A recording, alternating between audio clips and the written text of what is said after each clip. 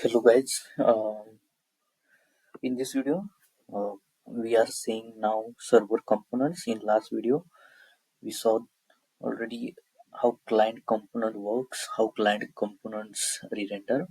So as I already told you, even we declare client component at the top of the file as a use client, like this. We already did practically in last video. So if I need to make this page as a client, and if I just wrote this declarative at the top of the file as a use client, now this is a client component, but you might be confused if you don't watch the last video. Given this is a client component renders two times. First it renders on server, after that it renders on client side. So we can see again. So when I hit slash about, because I made changes in slash about page, I will refresh slash about. Now see, this is how web page. But if we see server logs, mm, no, sorry, I do not console anything. I will console first. Console.log rendering, like this, rendering about page. Again I will refresh. Let's see. Okay, this is our server logs or server terminal where it's saying rendering about page. But let's see, it is rendering on console of the UI. Yes, it's console rendering about page. So this is the simple basic of the client component. But you already might be confused if client component renders on front end and, sorry, on server side and also client side, then what is the use of the uh, server components? So we will see these server components in this lecture. But before this, uh, before start this video, you might I think you already clear about what is the server side rendering. So okay, so server side rendering means contents of the HTML will be fetched on server, and means a server just serve a HTML file on server first, and then after that client. Due to this, our SEO performance or server or engine optimization purpose will make score will be increased day by day. Second thing about this server components, not only SEO, uh, now came to a much more important point. I will open Excalibur.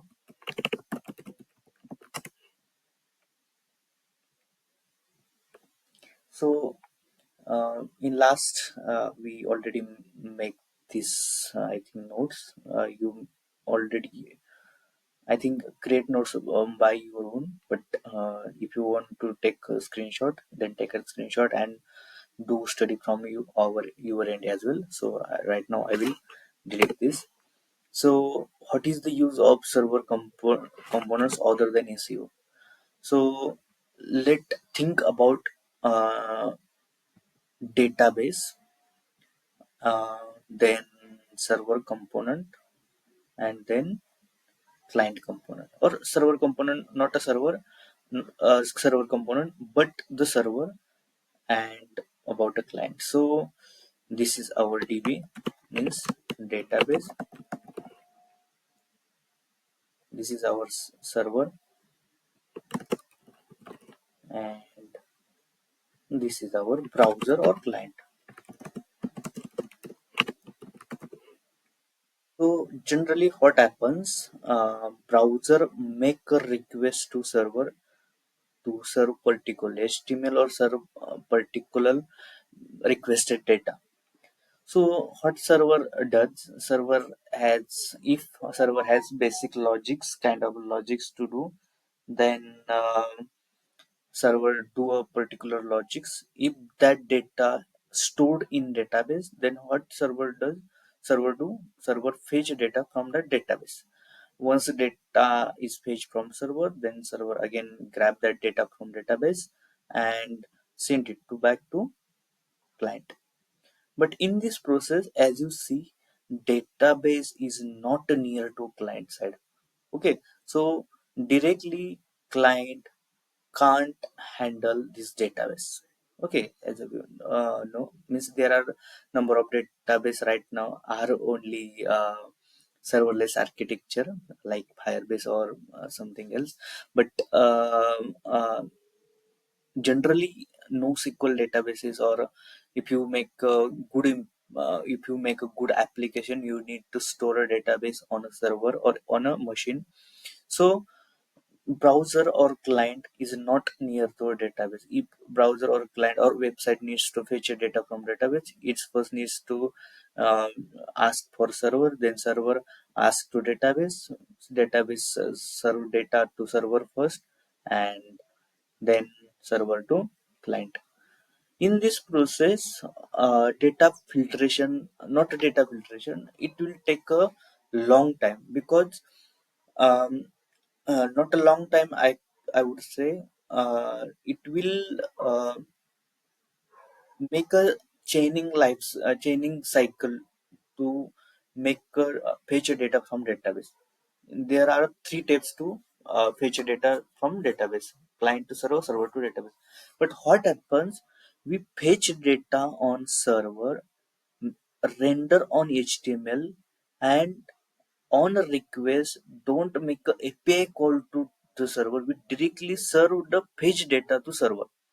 Means before this, what happens, first we render a blank HTML page or some HTML page. Uh, let's say take an example of e-commerce which has header, and here are four products.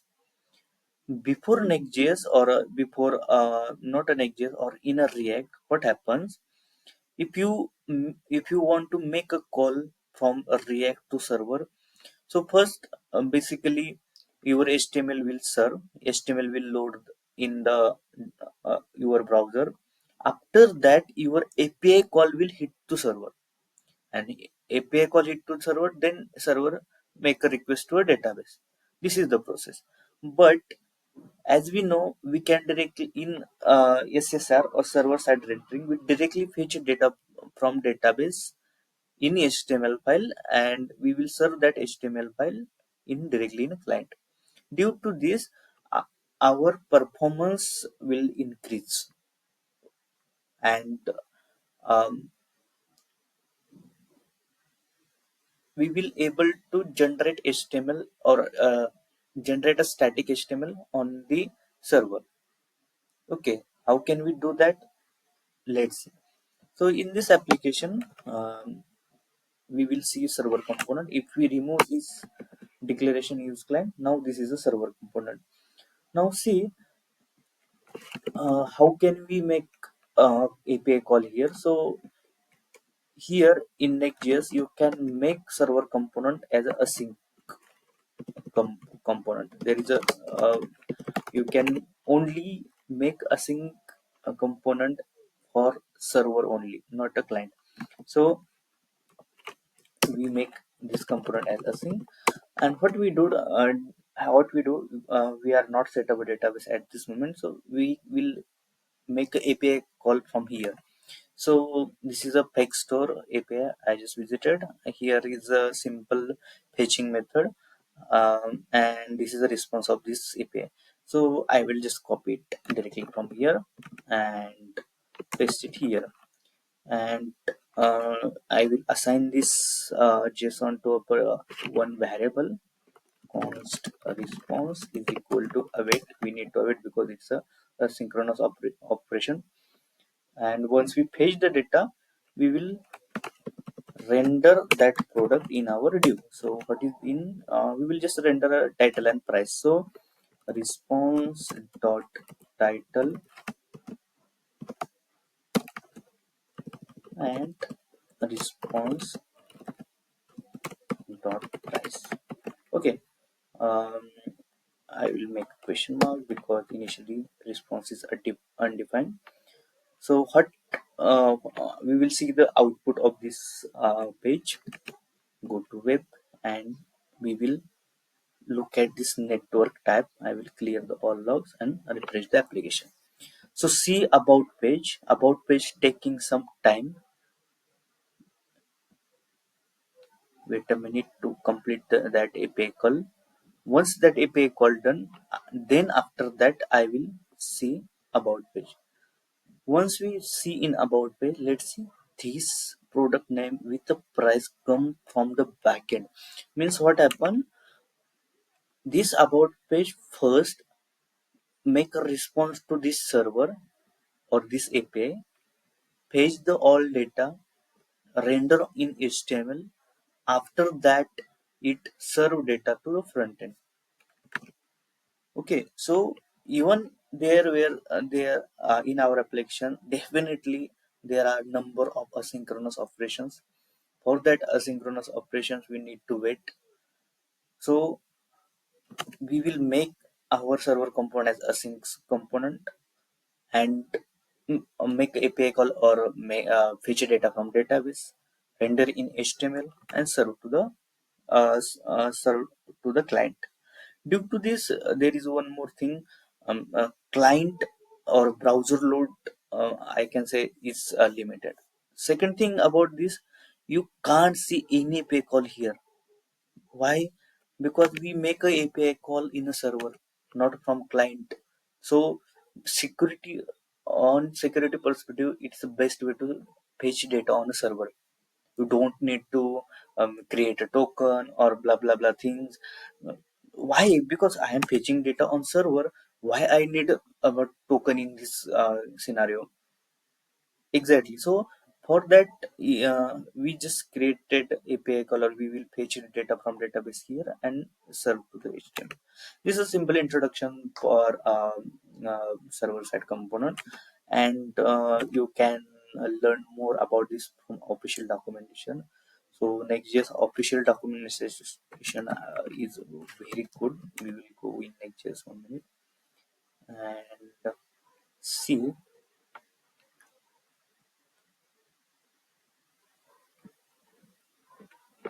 Um, Server. I think where I saw that server components or server side functions, kind of this. CSS, fetching data, upgrading guides.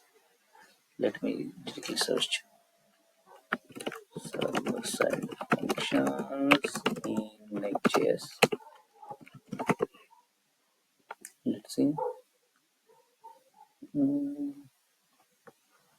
I think I'm not able to data fetching. Yeah, sorry.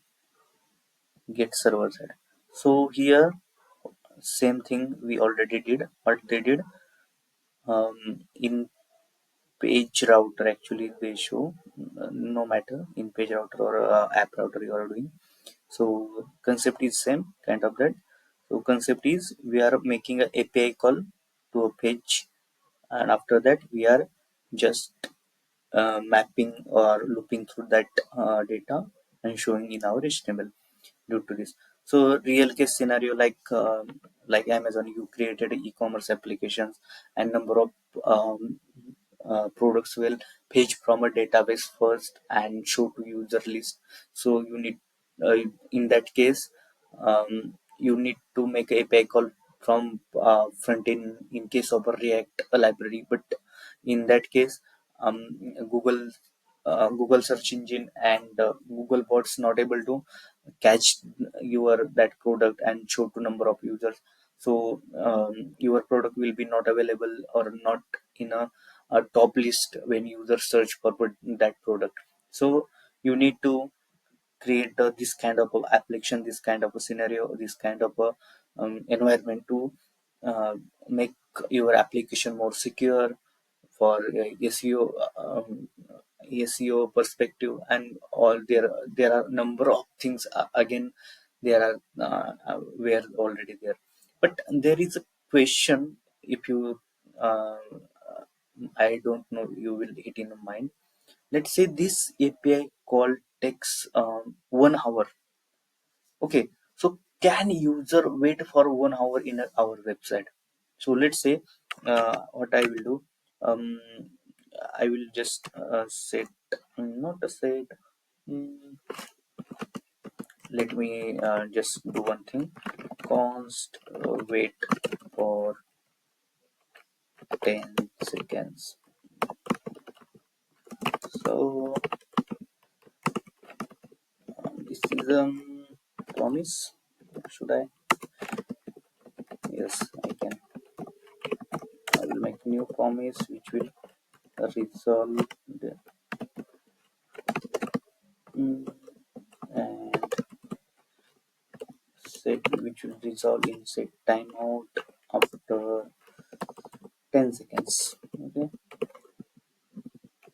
resolve and wait for 10 seconds.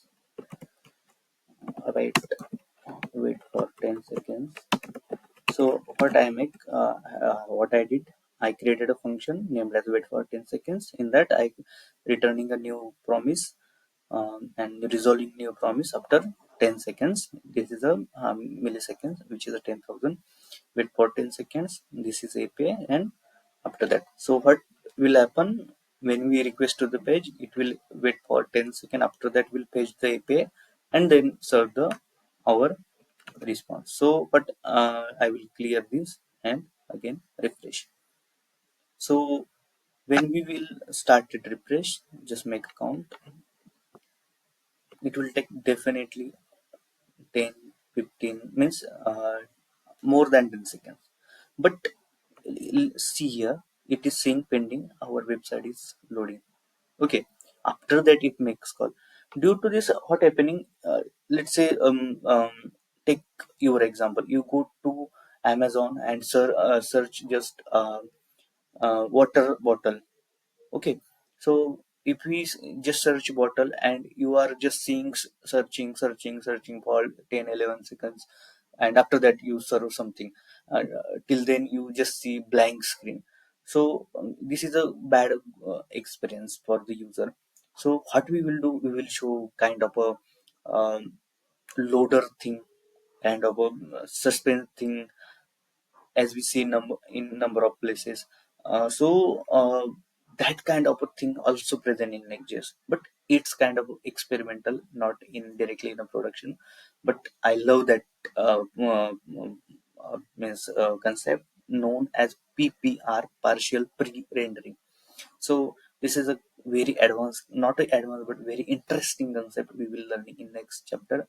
Till then, you can make a notes from your side and start exploring Next.js. I'm not saying Next.js only. And this is when it comes to a big application needs to scale. At that moment, you need to be clear with this all concepts. So uh, be ready with all concepts and make your small notes and put it down in comment section. If I am wrong in particular concept, you can also suggest me your better thing in a comment chat. Definitely I will make sure that it was incorrect and correct in that video, and we will continue journey more after this. Thank you.